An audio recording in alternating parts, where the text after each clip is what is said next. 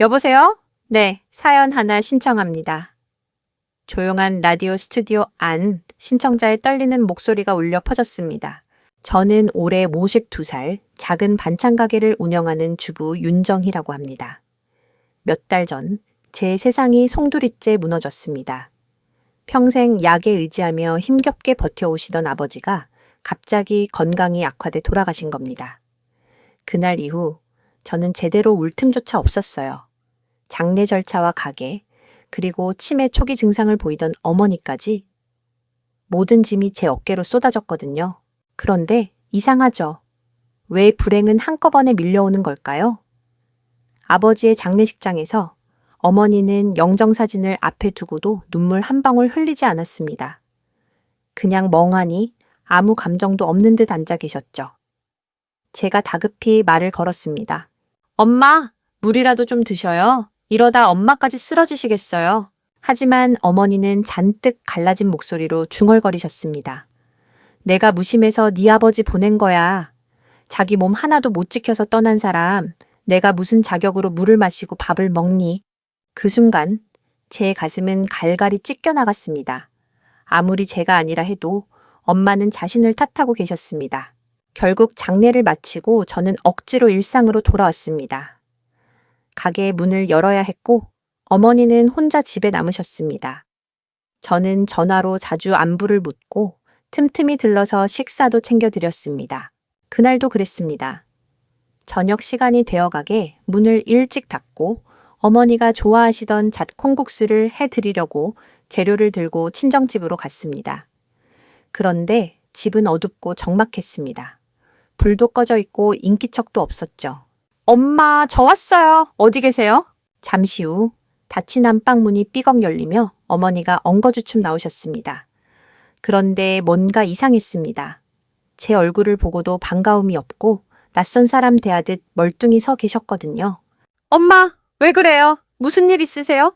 그제서야 한참 뒤에야 엄마 얼굴이 밝아지며 말했습니다. 아이고, 우리 정이 왔구나. 내가 그만 깜빡했네. 순간 저는 마음 한구석이 싸늘해졌습니다. 저는 순간 멈칫했지만 곧 스스로를 달랬습니다. 요즘 충격을 많이 받아서 그러시겠지. 괜한 걱정이겠지. 엄마는 여전히 조금 어색한 미소를 지으셨지만 저는 애써 웃으며 부엌으로 들어갔습니다. 손질해 온 재료를 꺼내 국수를 삶고 시원하게 갈아둔 콩물에 잣을 올려 식탁에 올렸습니다. 엄마, 좋아하시던 콩국수예요. 드셔보세요. 다행히 엄마는 맛있게 드셨습니다. 한동안 말없이 국수를 드시던 엄마 얼굴에 조금씩 온기가 돌아왔습니다. 저는 그 모습을 보며 안도와 동시에 미안한 마음이 밀려왔습니다. 아빠 빈자리를 엄마가 가장 크게 느끼실 텐데 나는 제대로 위로도 못 해드렸네. 그날 저녁은 오랜만에 서로 넋두리도 하고 웃음도 나눴습니다. 밤이 깊자 저는 원래 집으로 돌아가려 했지만 남편이 야근이라 그냥 하루 엄마 집에서 묵기로 했습니다. 엄마, 오늘은 나랑 같이 자요. 옛날처럼요. 그래. 옛날 생각난다. 그렇게 모처럼 엄마 곁에 누워 잠을 청했습니다. 깊이 잠든 건 얼마만이었을까요? 한참 만에 편히 눈을 붙였습니다. 하지만 다음 날 아침 이상한 일이 벌어졌습니다. 눈을 뜨니 엄마가 보이지 않았습니다. 거실에도 없고 부엌에도 없었죠. 그런데 화장실 쪽에서 물소리가 들렸습니다. 엄마, 거기 계세요? 대답은 없고 물소리만 졸졸 흘러나왔습니다. 잠시 후 엄마가 나오셨습니다. 그런데 손에 뭔가를 꽉 쥐고 있었고 저를 보자마자 화들짝 놀라더니 황급히 그 물건을 뒤로 숨겼습니다. 엄마, 뭐예요? 아침부터 뭘 그렇게 몰래? 엄마의 얼굴은 당황으로 가득했습니다. 목소리마저 떨렸죠. 아무것도 아냐. 그냥 저는 차마 참지 못하고 엄마 손에서 그 물건을 낚아챘습니다. 그리고 순간 저도 말문이 막혔습니다. 그것은 다름 아닌 아직 물기가 채 마르지 않은 속옷이었습니다. 손에 들린 그것을 바라보며 저는 얼어붙었습니다.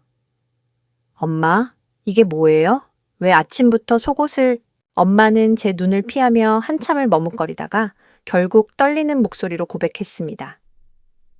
며칠 전부터 자꾸 시도 때도 없이 소변을 못 참겠더라. 어제 밤에도 그만 실수를 했어. 그래서 몰래 손빨래를 하다가 네가 볼 줄은 몰랐지. 순간 가슴이 철렁 내려앉았습니다. 혹시 엄마가 요실금? 저는 최대한 담담하게 엄마를 안심시켰습니다. 엄마, 그럴 수도 있죠. 나이 들면 흔한 일이에요. 병원에 가서 치료받으면 나아질 수 있으니까 제가 시간 내서 같이 가드릴게요. 하지만 엄마는 고개를 절레절레 저으며 속삭였습니다.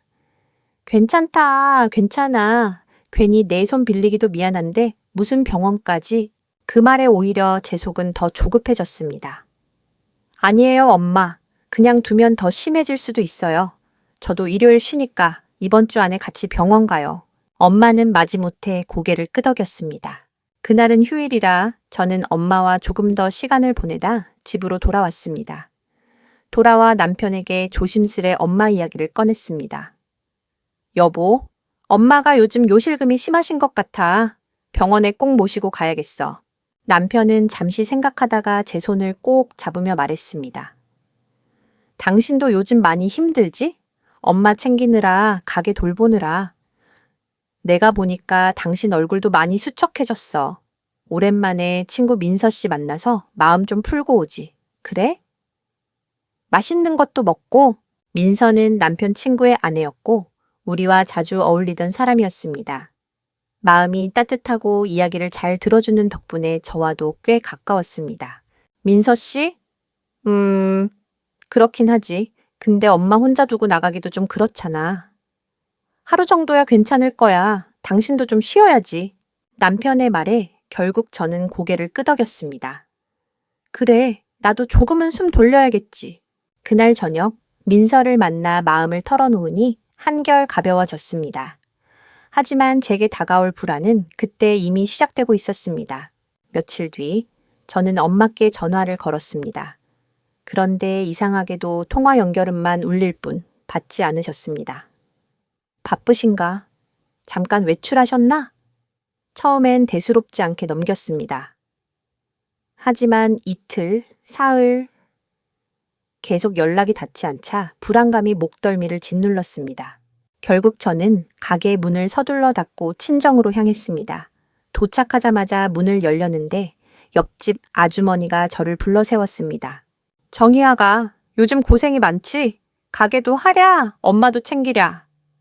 아유, 별 말씀을요. 제가 자주 못 와서 죄송할 따름이에요. 혹시 엄마 요즘 괜찮으셨어요? 아주머니의 표정이 순간 어두워졌습니다. 며칠 전에 네 엄마가 나한테 이런 말을 하더라. 이제 언제 정신이 나갈지 모르니 자기 좀 잘 지켜봐 달라고. 순간 심장이 쿵 내려앉았습니다. 네? 엄마가 뭐라고요? 병원에서 치매 진단을 받았다면서 내 아빠 돌아가신 충격이 큰가 보다 했는데 그게 아니었던 모양이야. 아주머니의 말이 이어질수록 제 머릿속은 하얘졌습니다. 그제야 며칠 전 엄마의 낯선 표정, 전화를 받지 않던 모습, 그리고 속옷을 몰래 빨던 아침. 모든 장면이 퍼즐처럼 맞춰졌습니다. 저는 허겁지겁 집 안으로 뛰어들어갔습니다. 엄마는 거실에 앉아 있다가 저를 보자 반갑게 웃으셨습니다. 아이고, 우리 정이 왔구나. 그 웃음을 보자 안도감이 밀려왔지만 동시에 저는 미친 듯이 집안을 뒤지기 시작했습니다. 서랍을 열고 서재를 헤집고 장롱까지 열었습니다. 엄마는 놀라며 소리쳤습니다. 아니, 너 왜 그러니? 무슨 일이야? 하지만 저는 멈출 수 없었습니다. 그리고 마침내 찾았습니다. 낡은 봉투 안에 들어있던 한 장의 서류. 거기엔 선명하게 적혀 있었습니다. 치매 진단서. 다리가 풀려 주저앉은 제 옆에서 엄마도 조용히 내려앉으며 한참 말이 없다가 입을 열었습니다. 한 석 달 전부터였어. 자꾸 기억이 사라지고 길을 걷다 어디로 가는지 잊어버리고 처음엔 건망증인 줄 알았는데 아니더라. 엄마의 고백이 제 귓가를 파고들자 가슴은 쥐어뜯기듯 아팠습니다. 엄마의 목소리는 담담했지만 그 안에 깔린 체념이 느껴졌습니다. 그래도 처음엔 잠깐씩만 그랬어. 금방 괜찮아지니까 그냥 나이 탓인가 보다 했지. 근데 점점 심해지더라. 내 아버지 장례식장에서. 그때도 내가 아무 감정이 없는 것처럼 보였지? 사실은 그 순간 내가 왜 거기 있는지조차 잊어버렸어. 저는 두 손으로 얼굴을 감싸쥐었습니다. 엄마, 왜 이제야 말씀하셨어요? 왜 나한테 숨기셨어요? 아빠도 떠나셨는데 이제 남은 가족은 저밖에 없는데. 저는 울부짖듯 목소리를 높였습니다. 그러자 엄마는 애써 미소 지으며 눈가를 훔치셨습니다. 네가 나 때문에 더 힘들어질까 봐. 엄마 마음 알잖니. 자식이 슬퍼하면 부모는 그 10배는 더 아픈 법이야. 차라리 그냥 모른 채 살다가 조금씩 잊혀가는 게 낫겠다 싶었지. 그 말을 듣는데 오히려 제 심장이 찢겨 나갔습니다. 엄마, 이제 됐어요. 더는 혼자 두지 않을 거예요. 저랑 같이 살아요. 제가 지켜드릴게요. 엄마는 한참 동안 대답을 못 하셨습니다. 아이고, 너 혼자 사냐? 남편도 챙겨야지. 가게도 해야지. 엄마까지 얹혀 있으면 부담만 되지. 부담이라니요? 엄마는 제 엄마예요. 전부예요. 같이 살아요. 꼭이요. 저는 곧바로 짐을 챙기기 시작했습니다. 엄마는 망설이다가 결국 제 고집을 꺾지 못하셨습니다.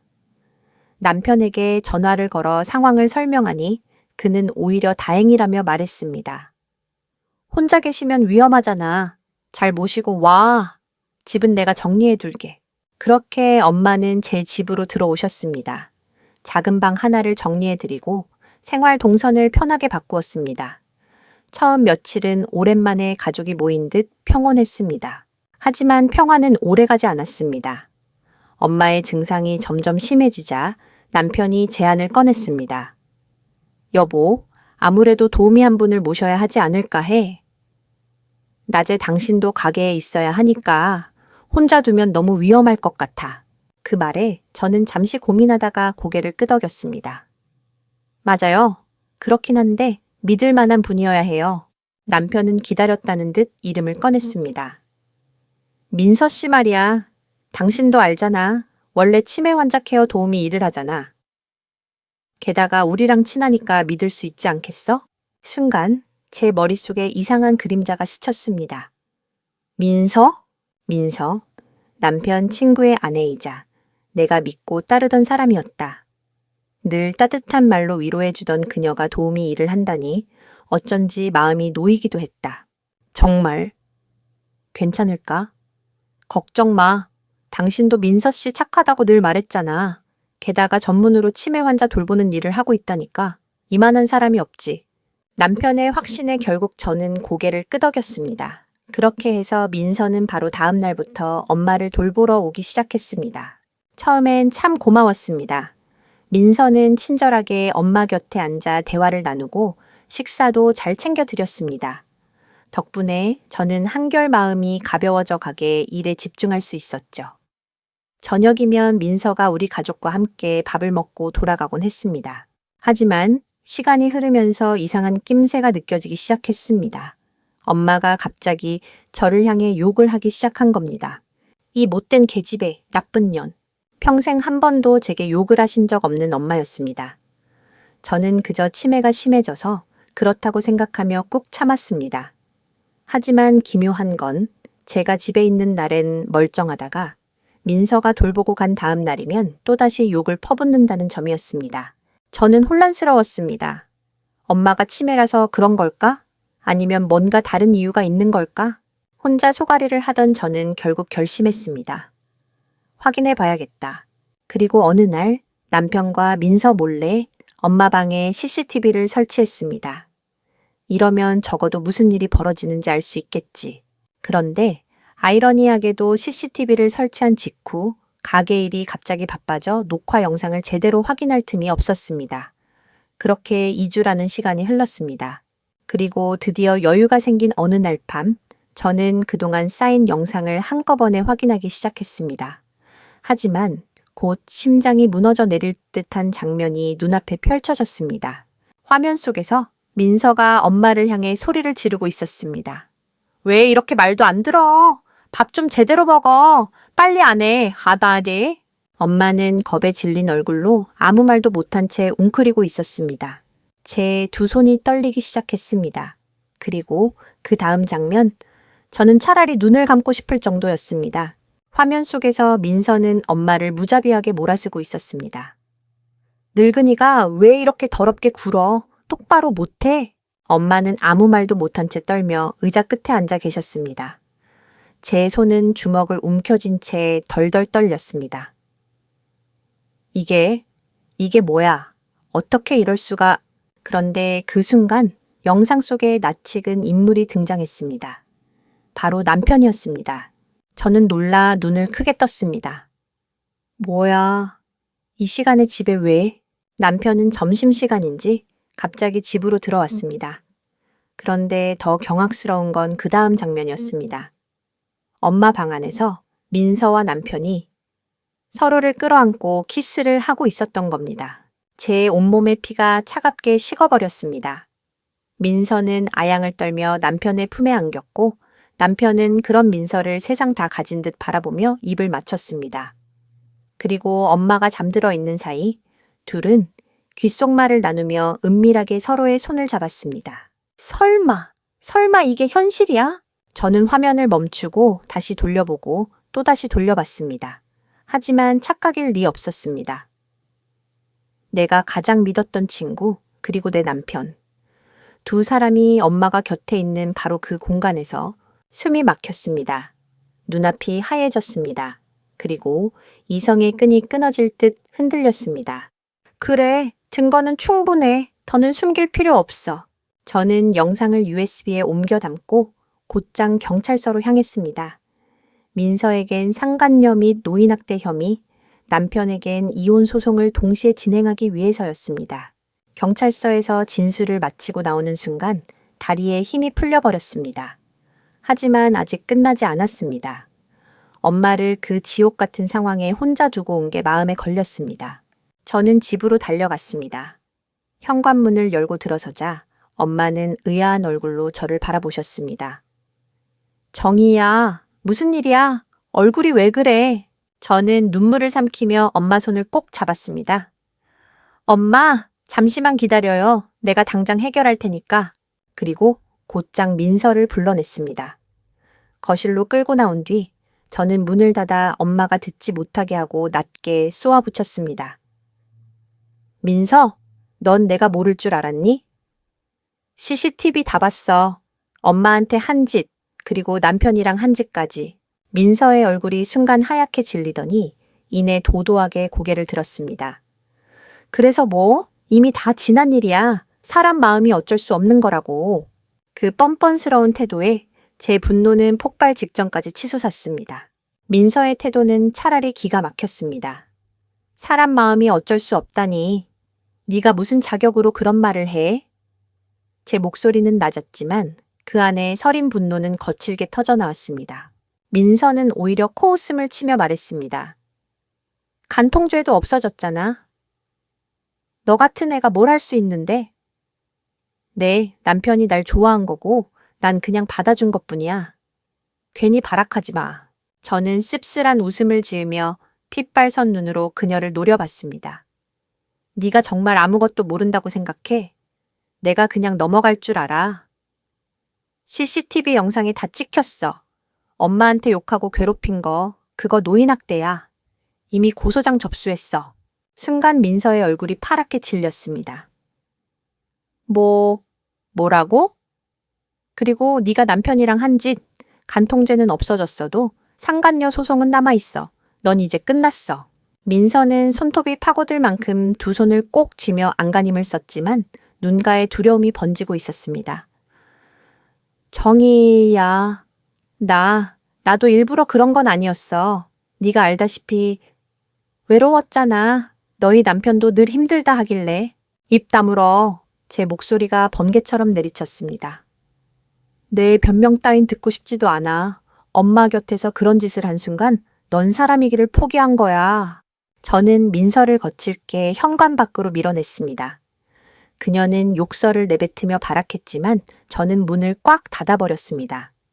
문 밖에서 찢어질 듯한 비명이 들렸지만 이제 제겐 중요하지 않았습니다.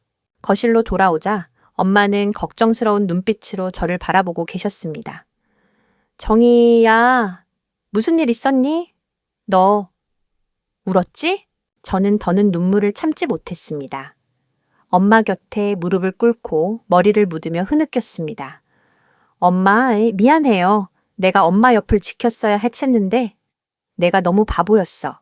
엄마는 떨리는 손으로 제 어깨를 토닥이며 말씀하셨습니다. 괜찮아. 다 괜찮아질 거야. 넌 이미 충분히 잘하고 있어. 하지만 제 마음은 무너져 내리고 있었습니다. 내가 가장 믿었던 친구와 평생을 함께하겠다 맹세했던 남편. 그들의 배신은 상상조차 못한 깊은 상처를 남겼습니다. 그리고 그날 밤 집에 돌아온 남편과 마주한 순간 저는 마지막 결심을 굳혔습니다. 늦은 밤 현관문이 열리며 남편이 들어왔습니다. 그의 얼굴에는 알 수 없는 긴장과 두려움이 섞여 있었습니다. 정희, 나 왔어. 저는 차가운 시선으로 그를 바라봤습니다. 그래? 드디어 오셨네. 오늘은 늦었네. 남편은 제 눈치를 보며 더듬었습니다. 오늘 회사에서 일이 많아서 아까 낮에 잠깐 집에 들른 건 그냥 민서랑 그만해. 제 목소리는 한치의 흔들림도 없었습니다. 내 입에서 변명 듣고 싶지 않아. 이미 다 봤어. CCTV에 고스란히 찍혔거든. 남편의 얼굴이 굳어졌습니다.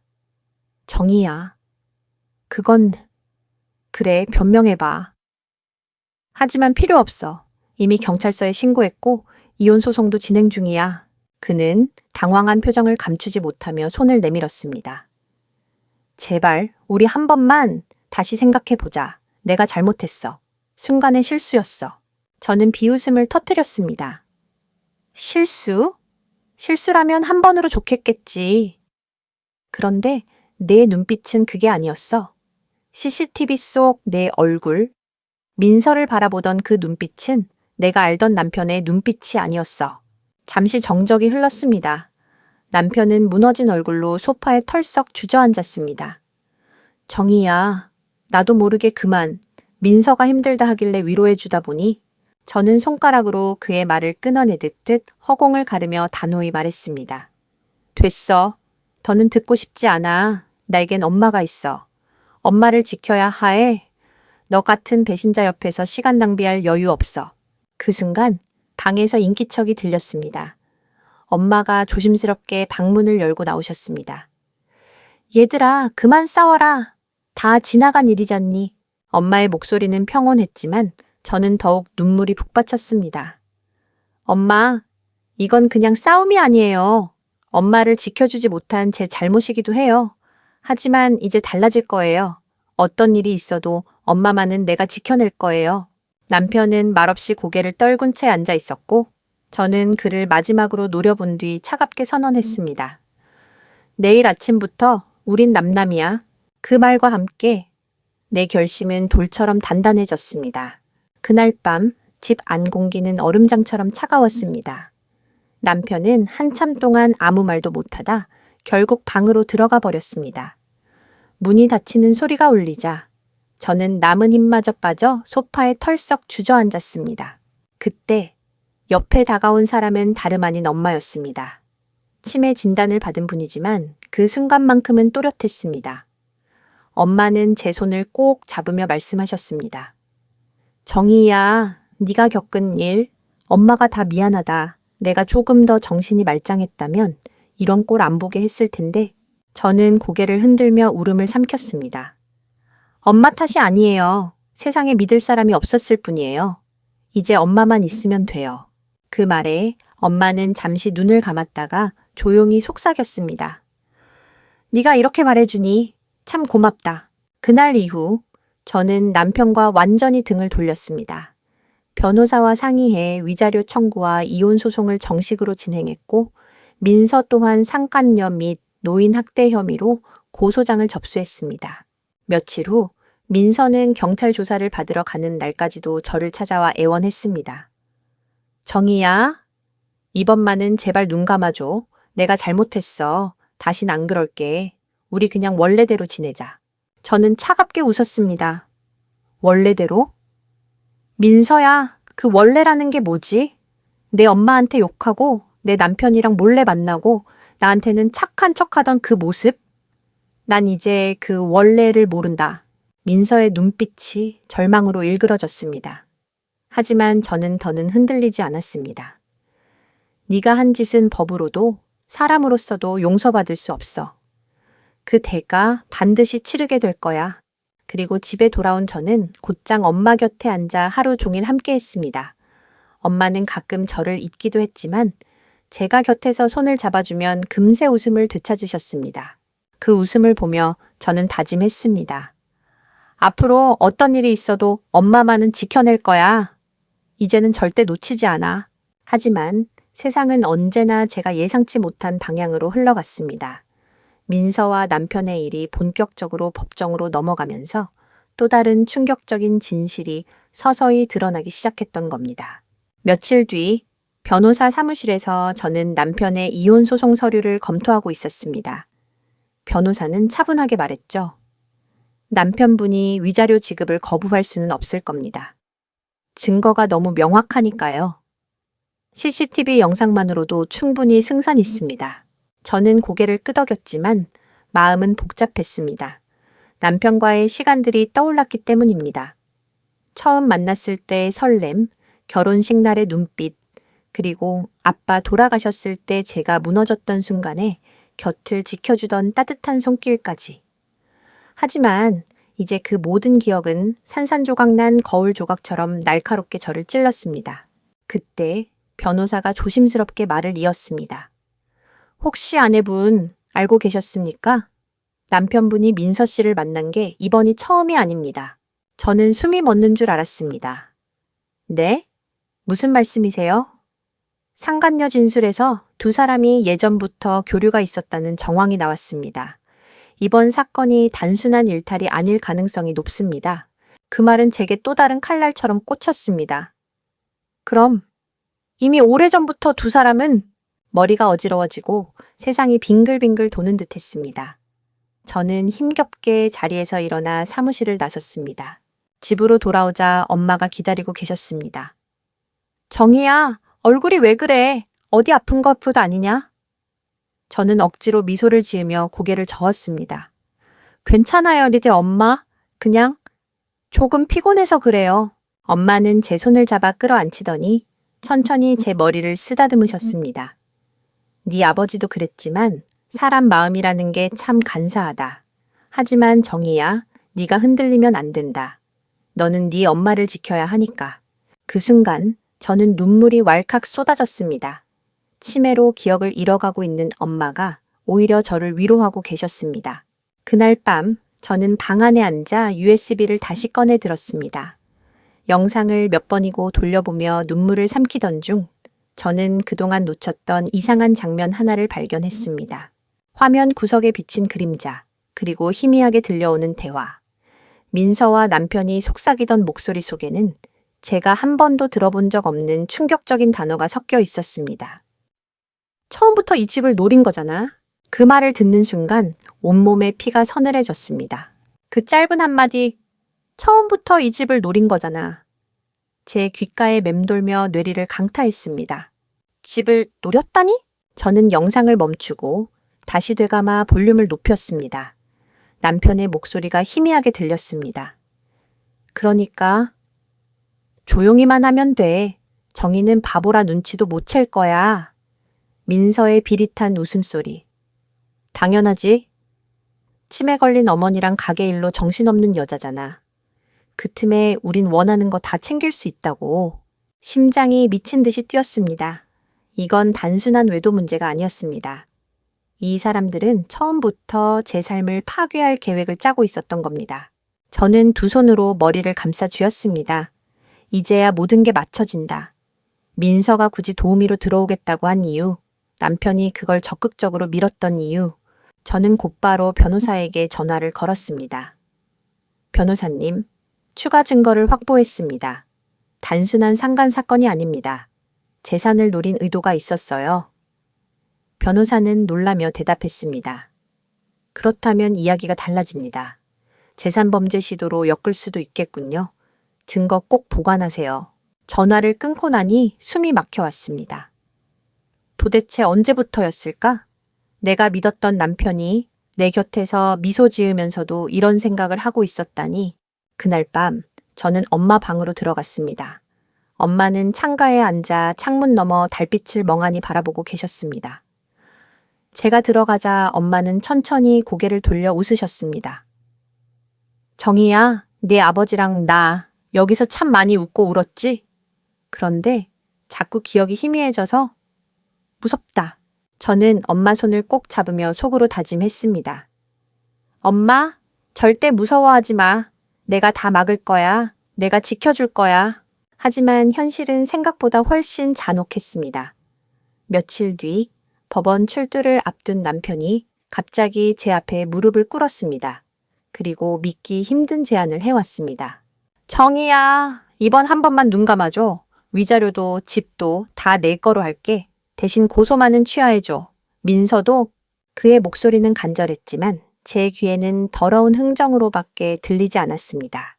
거실 바닥에 무릎 꿇고 앉은 남편을 보며 저는 차가운 눈빛으로 그를 내려다봤습니다. 흥정이라도 되는 줄 알아? 네가 한 짓은 내 인생을 짓밟은 거야. 그걸 돈으로 덮을 수 있을 것 같아? 남편은 손을 덜덜 떨며 애원했습니다. 정희야, 제발. 내가 잘못했어. 다 돌려놓을 수 있어. 우리 그냥 아무 일 없던 것처럼. 아무 일 없던 것처럼. 제 목소리가 갈라지며 튀어나왔습니다. 엄마를 괴롭히고 나 몰래 친구랑 눈 맞추고 우리 집까지 노린 게 아무 일이라고? 네가 사람이라면 그런 말 못해. 남편은 더는 말이 없었습니다. 고개를 떨군 차에 바닥만 바라보았습니다. 순간 제가 쥔 손이 덜덜 떨리더군요. 한때는 내 전부였던 사람. 하지만 지금은 낯선 괴물처럼만 보였습니다. 그날 밤 저는 USB 영상을 복사해 또 다른 곳에 보관했습니다.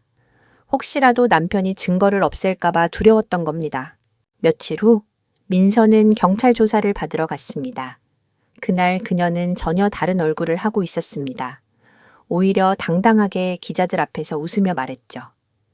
그냥 오해일 뿐이에요. 저는 단순히 도우미 일을 하다가 친해졌을 뿐인데 괜히 과장된 거예요. 저는 TV 화면을 부여잡으며 이를 악물었습니다.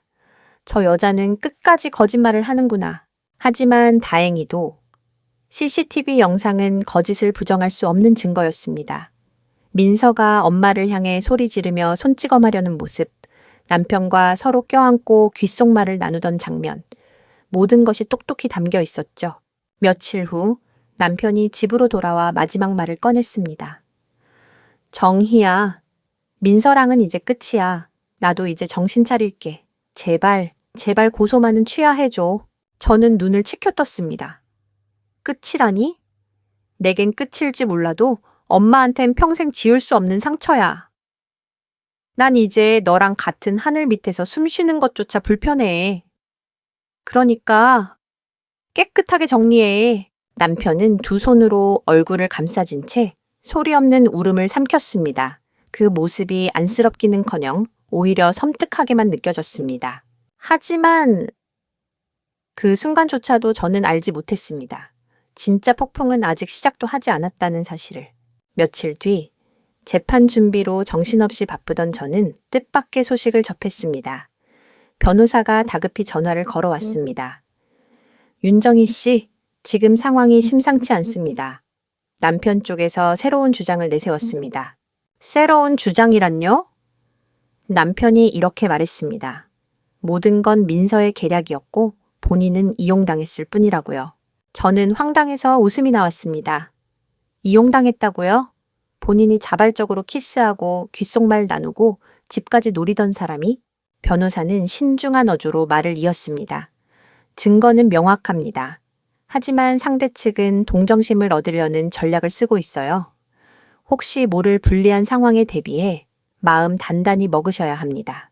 그날 밤 저는 다시 CCTV 영상을 돌려봤습니다. 그리고 그동안 놓쳤던 장면을 또 하나 발견했습니다. 민서가 방으로 들어오기 전 남편이 엄마 곁에 앉아 있었던 장면이었습니다. 남편은 깊은 한숨을 내쉬며 엄마의 손을 잡았습니다. 어머니, 죄송합니다. 이렇게까지 될 줄 몰랐어요. 하지만 저도 어쩔 수가 없었어요. 엄마는 멍하니 남편을 바라보다가 뜻밖에도 미소를 지으셨습니다. 괜찮아. 다 괜찮아. 내가 곧 다 잊어버릴 테니까. 그 짧은 대화는 제 가슴을 송두리째 흔들어 놓았습니다. 엄마는 이미 모든 걸 알고 계셨던 걸까요? 그리고 기억이 사라져가는 순간에도 저를 지키려 일부러 모른 척 하셨던 건 아닐까요? 눈물이 왈칵 쏟아졌습니다. 엄마, 왜 항상 저보다 먼저 용서하세요? 왜 저보다 더 강하세요? 하지만 슬퍼할 시간조차 없었습니다. 민서는 여전히 언론을 이용해 자신을 억울한 피해자로 포장하고 있었고 남편은 모든 죄를 떠넘기며 제 발밑에서 발버둥 치고 있었으니까요. 저는 결심했습니다. 이번엔 절대 흔들리지 않는다. 끝까지 싸워서 엄마를 짓밟은 놈들을 반드시 무너뜨릴 거야. 그리고 마침내 첫 공판 날이 다가왔습니다. 법정 문을 열고 들어선 순간 수많은 시선이 제게 꽂혔습니다. 앞줄에는 민서와 남편이 나란히 앉아 있었고 그들의 얼굴에는 서로 다른 기묘한 표정이 떠 있었습니다. 민서의 입술엔 비웃음이, 남편의 눈가엔 두려움이, 그 광경을 보는 순간 제 심장은 다시 불길처럼 타올랐습니다. 법정은 숨 막힐 듯 고요했습니다. 재판장이 서류를 넘기며 목소리를 울렸습니다. 피고 김현우 남편, 피고 강민서, 두 사람은 원고 윤정희에게 가정 파탄 및 재산 침해, 노인 학대 혐의로 기소되었습니다. 순간 민서는 억울한 표정을 지으며 자리에서 벌떡 일어났습니다. 재판장님, 저는 단순히 도우미로 일했을 뿐입니다. 저 여자가 질투심에 과장한 거예요. 그러나 판사는 냉정하게 손짓하며 제지했습니다. 피고는 진술 순서를 지키시오. 민서는 억눌린 채 앉았지만 여전히 뻔뻔한 태도였습니다. 그녀는 시종일관 고개를 저으며 억울하다는 눈빛을 흘렸습니다. 그때 제 차례가 되었습니다. 저는 떨리는 손으로 USB를 제출했습니다. 여기에 모든 증거가 담겨 있습니다. 피고들이 저희 어머니께 소리 지르고 위협한 장면, 그리고 남편과 상간 행위를 저지른 장면, 모두 있습니다. 법정 스크린에 영상이 재생되자 정적이 흘렀습니다. 민서가 엄마에게 더럽다 며 욕을 퍼붓는 장면, 남편과 민서가 키스를 나누는 장면, 귓속말 속에 담긴 이 집을 노린다는 대화까지. 순간 방청객석에서 탄식과 비난이 터져 나왔습니다. 민서의 얼굴은 점점 굳어갔고 남편은 고개를 떨군 채 손을 움켜쥐었습니다. 그제야 남편이 흐느끼듯 외쳤습니다. 모두 내 잘못입니다.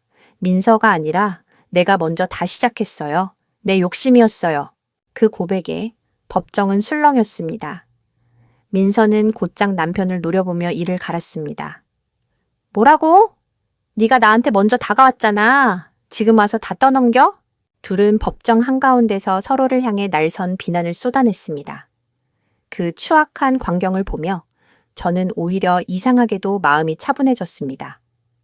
그래, 이제 다 드러나는구나. 저 두 사람은 스스로 무너질 거야. 판사는 망치를 두드리며 고성을 멈췄습니다. 피고들의 관계와 행위는 충분히 입증되었습니다. 법적 처벌은 불가피합니다. 그 말을 듣는 순간 제 눈에 눈물이 차올랐습니다. 엄마를 지켜내지 못한 죄책감은 여전했지만 적어도 진실은 밝혀졌습니다. 하지만 재판이 끝나자마자 더 충격적인 일이 기다리고 있었습니다. 법정을 나서던 제게 낯선 남자가 다가와 봉투 하나를 내밀었습니다. 윤정희 씨 맞으시죠? 이걸 꼭 확인해 보셔야 할 겁니다. 봉투 안에는 뜻밖에도 제 아버지의 과거 기록이 담겨 있었습니다. 그리고 그 안에는 제가 한 번도 들어본 적 없는 비밀이 적혀 있었습니다. 봉투를 열어본 순간 제 손끝이 얼어붙는 듯 했습니다.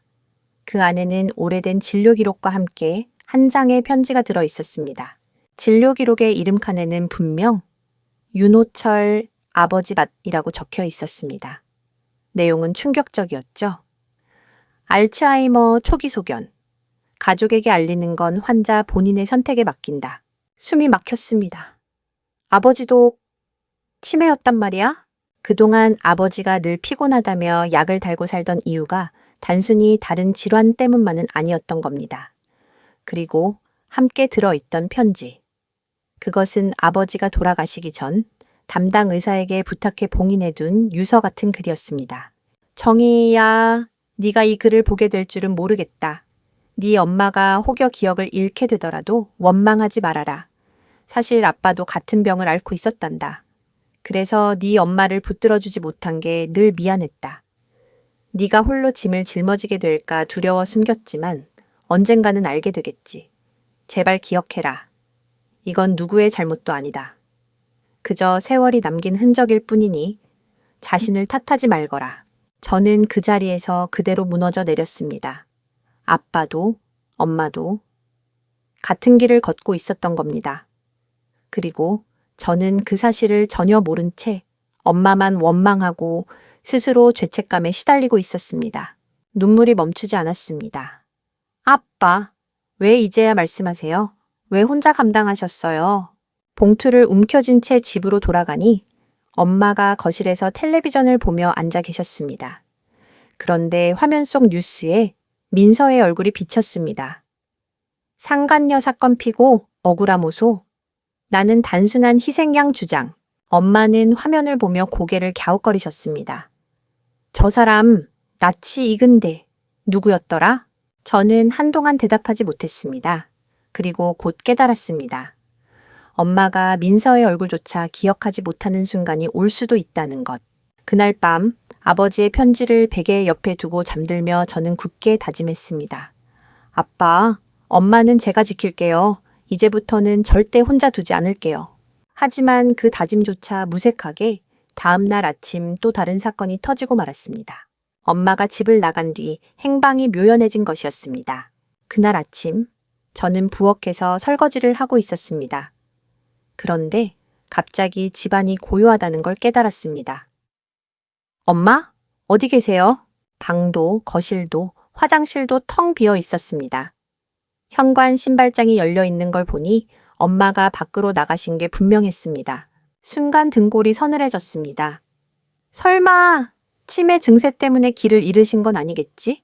저는 가게 일도 내팽개친 채 거리로 뛰쳐나갔습니다. 사람들에게 엄마의 인상착의를 묘사하며 물었지만 다들 고개만 저을 뿐이었습니다. 심장이 쿵쿵 뛰고 눈물이 앞을 가렸습니다. 그때 근처 공원에서 아이들을 따라가던 엄마의 뒷모습이 보였습니다. 저는 숨이 턱 막히도록 달려가 엄마를 붙잡았습니다. 엄마, 여기 계셨군요. 얼마나 찾았는지 알아요? 엄마는 놀란 눈으로 저를 보더니 갑자기 제 손을 뿌리치며 외쳤습니다. 누구세요? 왜 저를 붙잡아요? 순간 심장이 내려앉았습니다. 엄마, 저예요. 정희요. 당신 딸. 엄마의 얼굴에는 혼란과 두려움이 가득했습니다. 그리고 이내 어린아이처럼 울음을 터뜨리셨습니다. 내가 왜 이러지? 왜 기억이 안 나지? 저는 엄마를 안고 같이 울었습니다.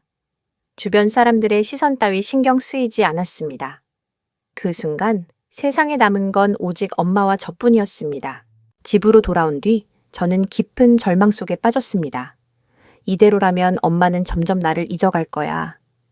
아빠처럼 그날 밤 저는 아버지의 편지를 꺼내 다시 읽었습니다.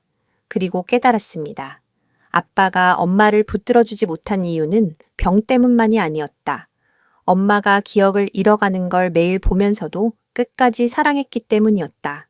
눈물이 흘렀지만 제 마음은 단단히 굳어졌습니다. 좋아. 엄마가 날 잊어도 괜찮아. 대신 난 절대 엄마를 잊지 않을 거야. 하지만 아직 끝나지 않았습니다. 민서와 남편의 재판은 본격적으로 진행되고 있었고 그 와중에 남편이 마지막 발악을 시작했기 때문입니다. 남편은 재판이 진행될수록 점점 초조해져 갔습니다. 그는 결국 저를 찾아와 마지막 협박에 가까운 말을 내뱉었습니다. 정희, 제발 고소 취하해줘. 아니면 너도 가만히 못 있을 거야. 저는 차갑게 쏘아붙였습니다. 가만히 못 있다니? 또 무슨 계략을 꾸민 거야? 남편은 피식 웃으며 낮게 속삭였습니다. 너, 네 아버지 과거 알게 됐다며? 그거 세상에 퍼지면 어떻게 될까? 내 가게는 망하고 네 엄마는 더 손가락질 받을 거야. 그 말에 제 등줄기로 싸늘한 기운이 흘렀습니다. 네가 어떻게 아빠 이야기를. 남편의 표정은 더 비열하게 일그러졌습니다. 민서만 입 막으면 될 줄 알았지? 나도 다 알고 있었어. 네 아버지 병력, 네 엄마 상태, 내 인생 전체가 허물어지기 직전이라는 걸. 저는 치를 떨며 외쳤습니다. 네가 사람이라면 그 입 다물어. 내 죄를 감추려고 돌아가신 아버지까지 끌어들이냐. 남편은 그저 냉소를 지을 뿐이었습니다. 그날 밤 저는 변호사에게 모든 사실을 털어놓았습니다. 변호사는 단호히 말했습니다. 협박까지 들어갔다면 훨씬 더 불리해집니다. 이제 남편 쪽은 완전히 무너질 겁니다. 절대 흔들리지 마세요. 하지만 저는 여전히 마음이 무겁고 두려웠습니다. 혹시라도 아버지의 병력이 공개되면 엄마가 더 큰 상처를 받지 않을까. 그 걱정에 밤새 뒤척이던 저는 결국 결심했습니다. 숨길 필요가 없어. 진실을 드러내야만 모두 끝낼 수 있어. 다음 재판에서 저는 직접 증언대에 섰습니다. 법정 안이 숨죽인 채 저를 바라보았습니다. 네, 맞습니다. 아버지도 치매를 앓으셨습니다. 그리고 지금은 어머니도 같은 병으로 고통받고 계십니다. 하지만 그게 무슨 죄입니까? 병은 죄가 아닙니다. 오히려 그 사실을 이용해 저와 제 가족을 짓밟으려 한 이 사람들이 진짜 죄인입니다.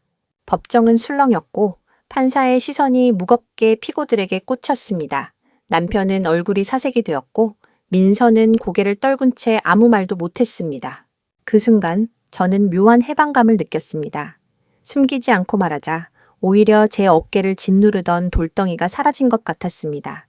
하지만 마지막 재판을 앞둔 그날 밤 엄마가 또다시 흔적도 없이 사라지셨습니다. 새벽녘 거실 불빛이 꺼져 있는 걸 보고 저는 직감했습니다. 엄마가 또 나가셨구나. 심장이 쿵 내려앉으며 현관으로 달려갔습니다. 신발 한 켤레가 사라져 있었고 지갑도 그대로였습니다. 저는 가방도 챙기지 못한 채 거리로 뛰쳐나갔습니다. 이 엄마 어디 계세요? 이른 새벽이라 인적이 드물었지만 저는 발이 부르트도록 뛰며 동네를 헤맸습니다. 그때 한 노숙인이 저를 불러 세웠습니다. 혹시 머리 짧고 회색 가디건 입은 아주머니 찾으시나요? 저는 숨이 멎는 듯 그에게 달려갔습니다. 네, 어디 보셨어요? 방금 역 근처로 가시던데 계속 중얼거리시면서 울고 계셨어요. 저는 곧장 역으로 달려갔습니다. 그곳에서 선로 가까이에 서 있는 엄마를 발견했습니다. 머리가 헝클어지고 눈가엔 눈물이 고여 있었습니다. 엄마! 제가 소리치며 달려가자 엄마가 고개를 돌렸습니다. 정희야, 나 이제 어디로 가야 할지 모르겠어. 길을 잃었어. 그 말에 제 심장이 찢겨 나갔습니다. 엄마, 집으로 가요. 제가 데려갈게요. 엄마는 절대 혼자가 아니에요. 저는 엄마를 끌어안고 울었습니다. 사람들이 모여들어 수군거렸지만 제겐 아무것도 중요하지 않았습니다. 그날 이후 저는 가게를 정리했습니다. 돈은 위자료와 합쳐서 충분히 쓰던 천모금을 있었습니다. 더는 일 핑계로 엄마를 혼자 두지 않겠다. 내 전부는 엄마니까. 그리고 마지막 재판날 저는 당당히 법정에 섰습니다. 판사는 차분한 목소리로 판결을 읽어 내려갔습니다. 피고 강민서, 노인학대 및 주거침입, 상간행위 인정, 징역 2년 선고, 피고 김현우, 위자료 및 재산 분할 지급 판결, 이혼 성립. 순간 법정은 술렁였고 저는 긴장된 숨을 내쉬었습니다. 민서는 얼굴이 사색이 되어 끌려갔고 남편은 의자에 털썩 주저앉았습니다. 그들의 몰락을 지켜보며 저는 조금의 연민도 느끼지 않았습니다. 그저 한 가지 생각뿐이었습니다. 이제 엄마와 새로운 시작을 할 수 있다. 그러나 재판이 끝난 직후 엄마가 제게 남긴 말은 제 가슴을 또다시 무너뜨렸습니다. 정희야, 근데 넌 누구니? 그 말에 세상이 무너져 내리는 듯 했습니다. 법정이 끝난 그날 저는 엄마와 함께 집으로 돌아왔습니다.